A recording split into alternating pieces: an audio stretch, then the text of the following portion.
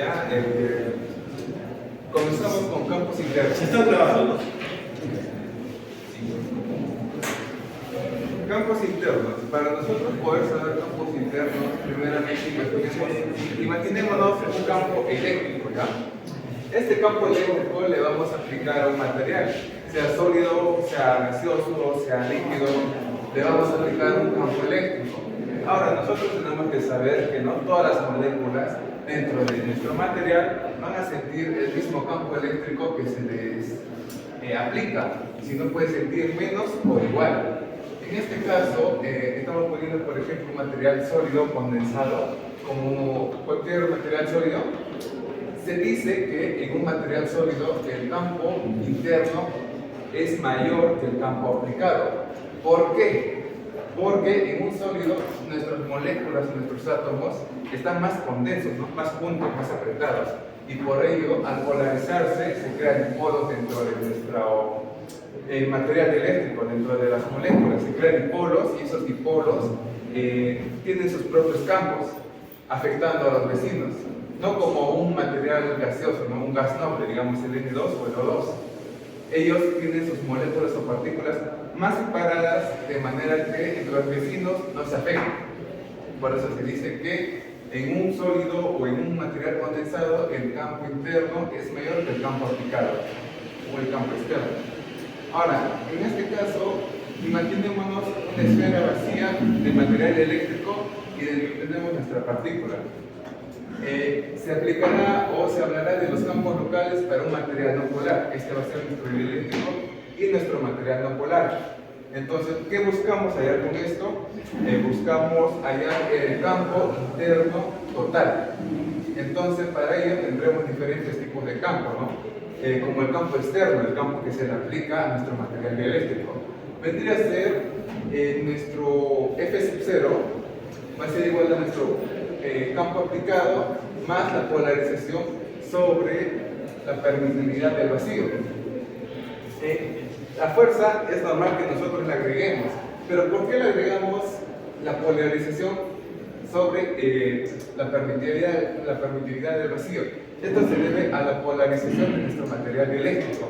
Al polarizarlo, nuestro material eléctrico, sabemos que se forman dipolos, ¿no es cierto? Y esos dipolos son dipolos inducidos, los cuales su nube electrónica se va separando, formando un campo magnético. En este caso, si tú separas con dos, entonces se va a formar dos fuerzas. Una es, digamos, si el campo que le aplicas es positivo, va a atraer a los positivos y va a ser una fuerza. Y los negativos los negativos se va a atraer hacia los positivos y va a ser una fuerza, ¿no? Que se atrae, contraria al campo que se le aplica, y los positivos se van a alejar, otra fuerza contraria que se aleja del campo. En este caso, esto va a ser nuestra fuerza que se suma, ¿no? A la fuerza aplicada. Para el campo de despolarización utilizaremos el mismo concepto. Ahora, la fuerza de que está en contra de nuestro campo aplicado. Después le sumaremos nuestro campo de Lorentz, que vendría a ser F2 es igual a permitividad relativa menos 1 sobre 3 por nuestro campo aplicado. Esta ecuación viene de la derivación de estas integrales, los cuales esta es una integral que nos permite hallar en cada punto de acá la polarización, ¿no? Diré el campo que se aplica en cada punto de toda esta circunferencia. Ahora, los campos de dipolos. Nos dice que nuestra fuerza 3 entre los campos de dipolos es 0.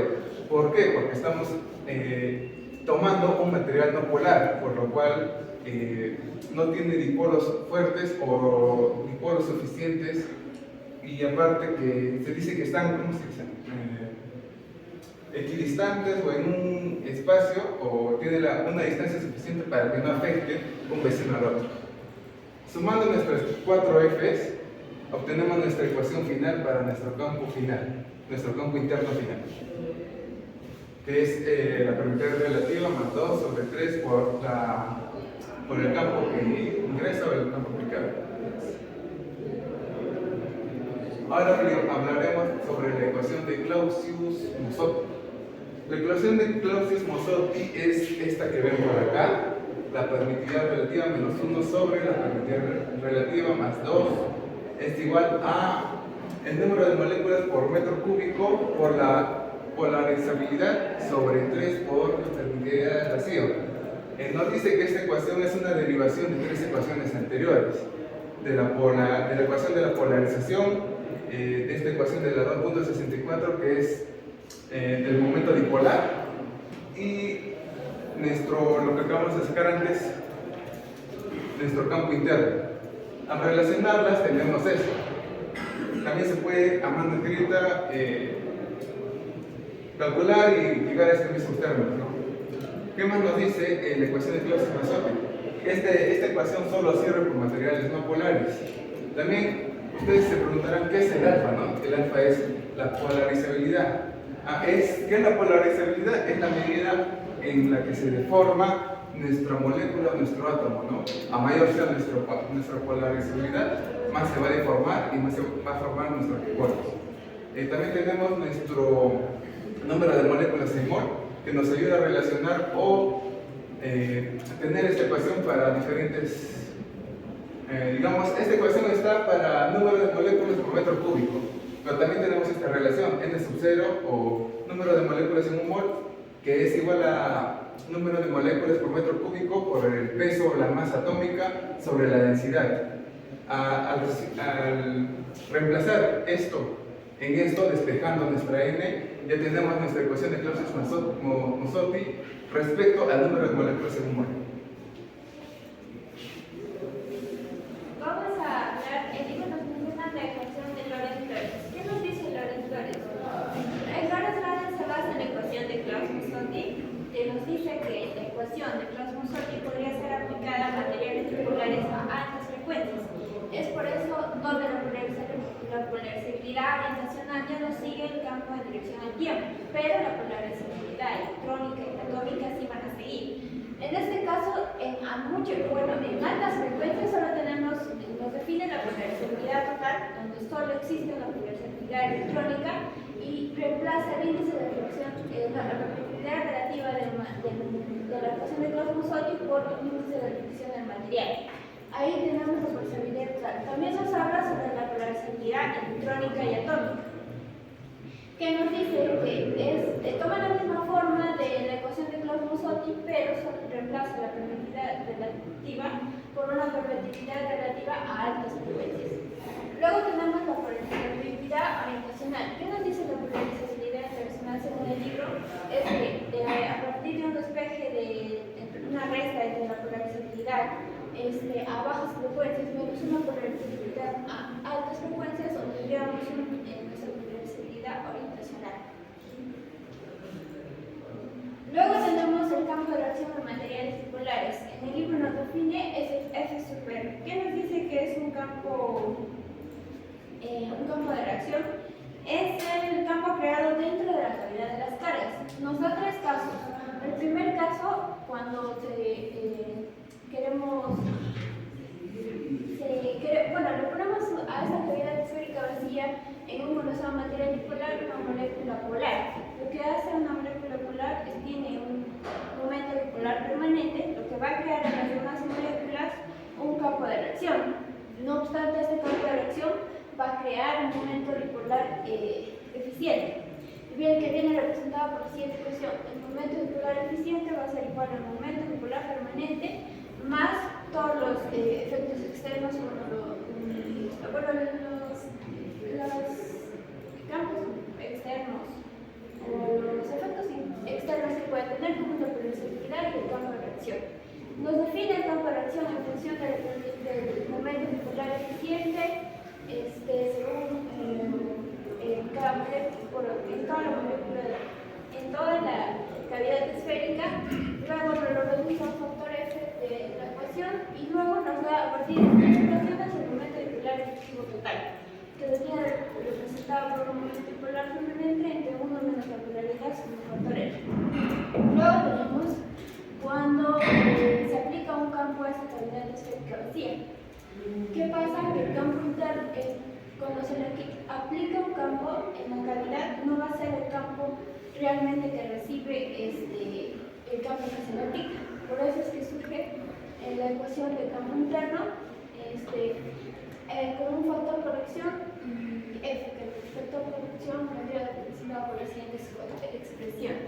Luego tenemos el momento dipolar inducido efectivo.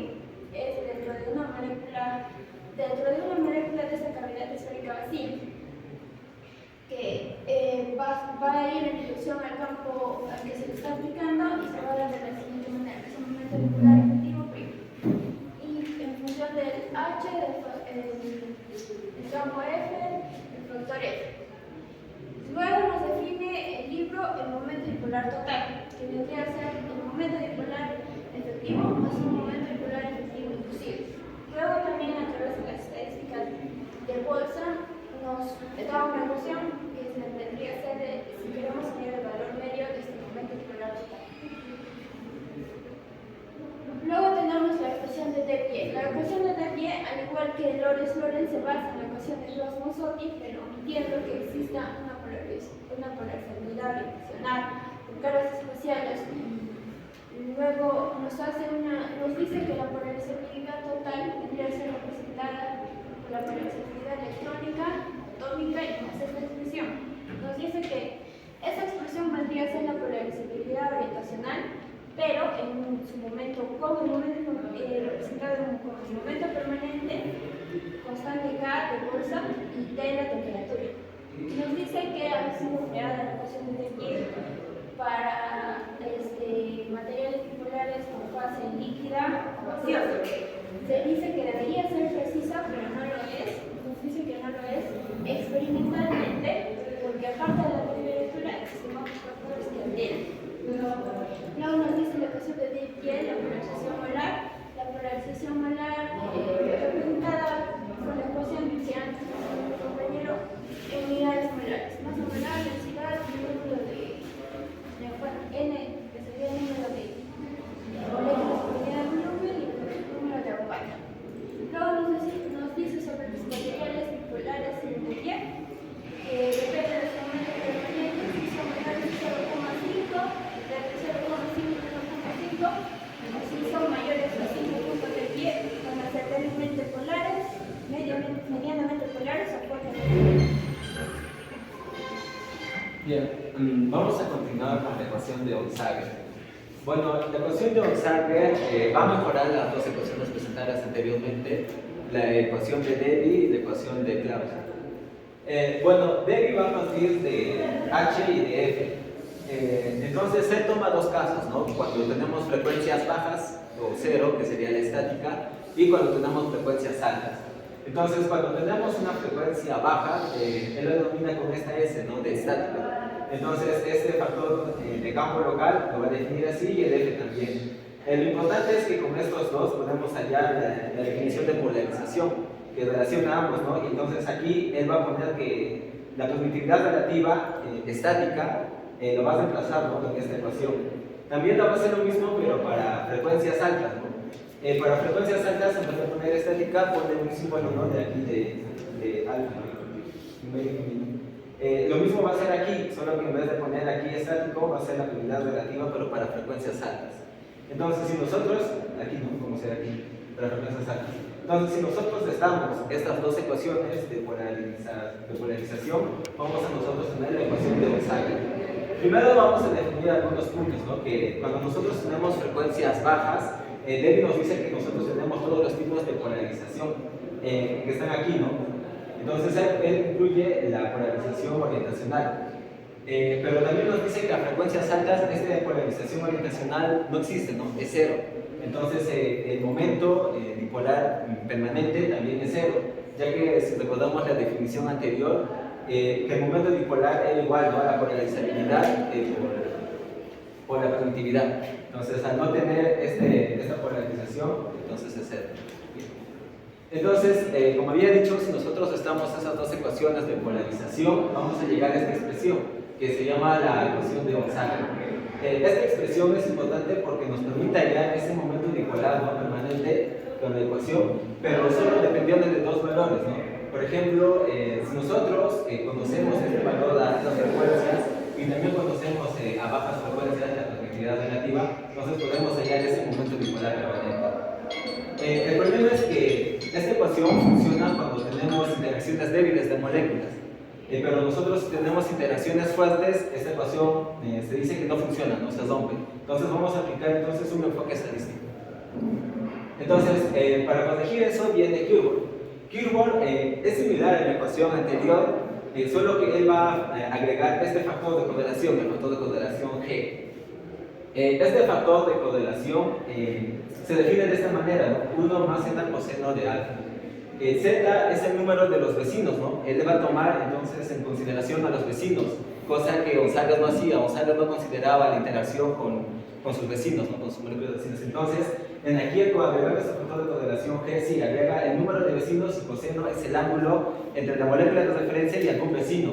Pero solo con algún vecino no puede ser, ¿no? Entonces él toma el promedio, ¿no? Por eso es estadístico. Toma el promedio de todo, ¿no? El ángulo entre sus vecinos y con ello los reemplaza, ¿no? En la ecuación. Y en aquí vemos, ¿no? Todos los tipos de polarización, pero en aquí agrega este G. Aquí tenemos tres puntos importantes. Es que si este valor de G es igual a 1, entonces es similar a Gonzaga, no difiere no mucho de Gonzaga.